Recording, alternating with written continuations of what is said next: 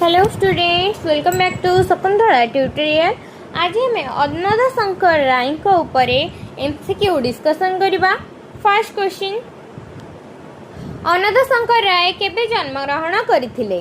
अन्नदा शंकर राय 1904 मसीह जन्म ग्रहण करथिले। अन्नदा शंकर राय केबे मृत्युवरण करथिले? अन्नदा शंकर राय 2002 मसीह मृत्युवरण करथिले। सबुज गोष्ठीर मुख्य कर्णधार किए?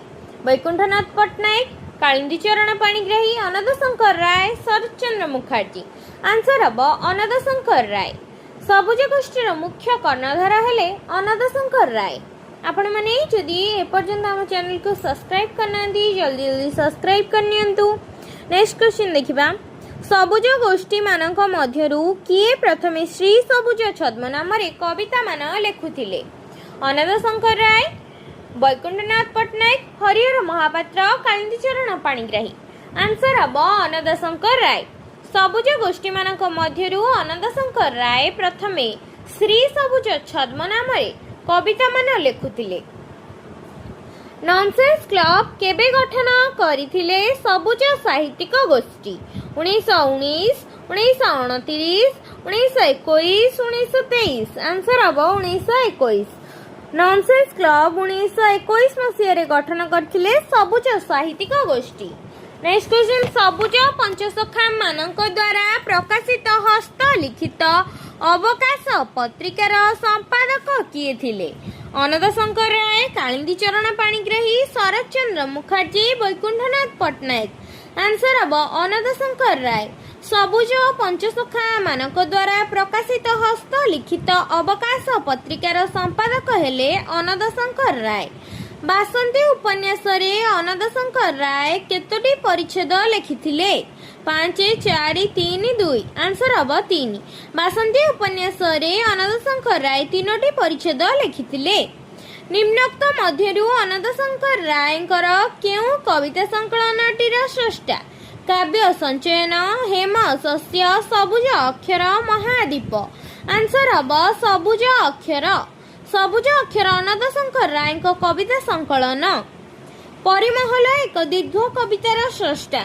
मायधर मानसिंह, हरिश्चंद्र बड़ाल, अन्नदा शंकर राय, कालिंदी चरण पाणिग्राही। आंसर हम अन्नदा शंकर राय। परिमहल एक दीर्घ कविता, यार स्रष्टा मध्य अन्नदा शंकर राय। परिमहल कविताटी केबे प्रकाशित होइतिला? 1926, 1932, 1940, 1942। आंसर हम 1926। परिमहल कविताटी 1926 मसीह प्रकाशित होइतिला। जीवी पलाई दूरे सुदूरे सपन लोके गोपन पुरे ग्रह तारका एड़ाई यौवनर झरणा कूले मलय जही नियति बुले कुसुम केतु उड़ाई। एही पद्यांशटी केउ कवितार अंशविशेष? पंचपुष्प, मूर्तिका दर्शन, सृजन स्वप्न, परिमहल। आंसर हम सृजन स्वप्न। जीवी पलाई दूरे सुदूरे स्वपन लोके गोपन पुरे ग्रह तारका एड़ाई यौवनर झरणा कूले मलय जही नियति बुले कुसुम केतु उड़ाई। एही पद्यांशटी सृजन स्वप्न कवितार अंशविशेष अटे। सृजन स्वप्न कवितार रचयिता किए? वैकुंठनाथ पट्टनायक, अन्नदा शंकर राय, कालिंदी चरण पाणिग्राही, शरत चंद्र मुखर्जी। आंसर हम अन्नदा शंकर राय। सृजन स्वप्न कवितार रचयिता अन्नदा शंकर राय।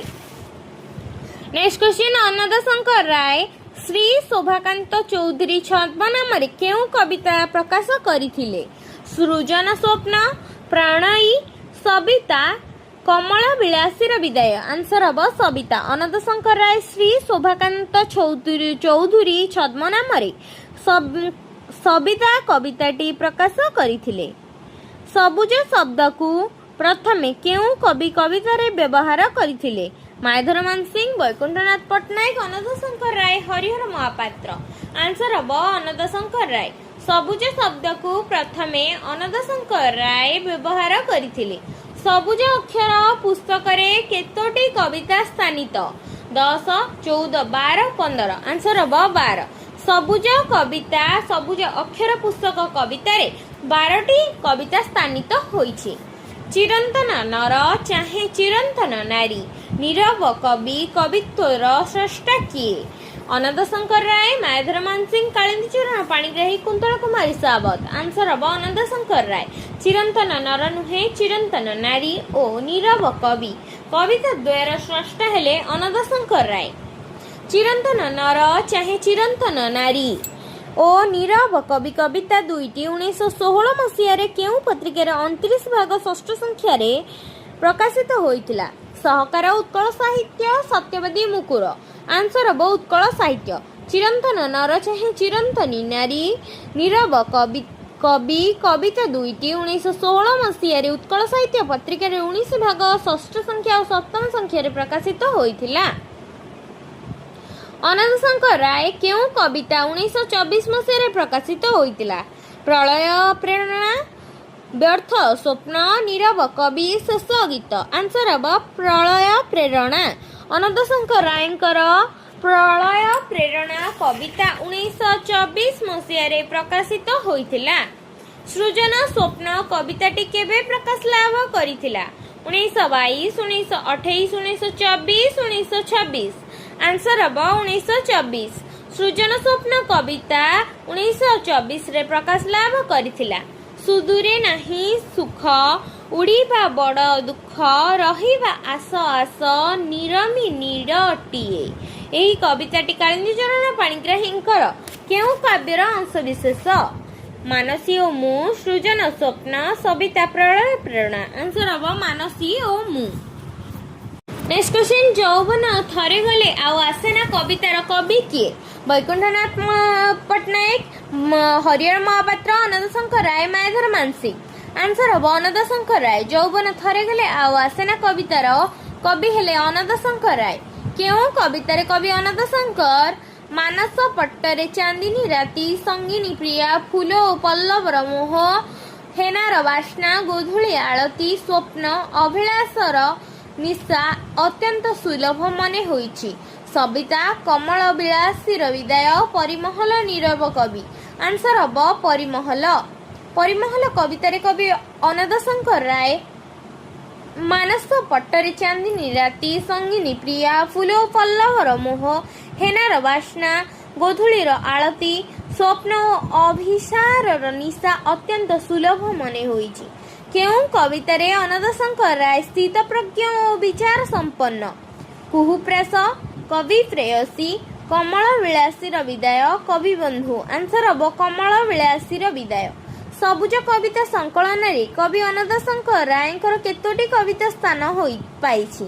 5, 7, 8, 4। आंसर हम 7। सबुज कविता संकलन रे कवि अनंत शंकर रायंकर 7टी कविता स्थानित होइछि। सबुज अक्षर कविता पुस्तकटी केबे प्रकाशित होइतिला? 1966, 1967, 1965, 1945। आंसर हम 1966।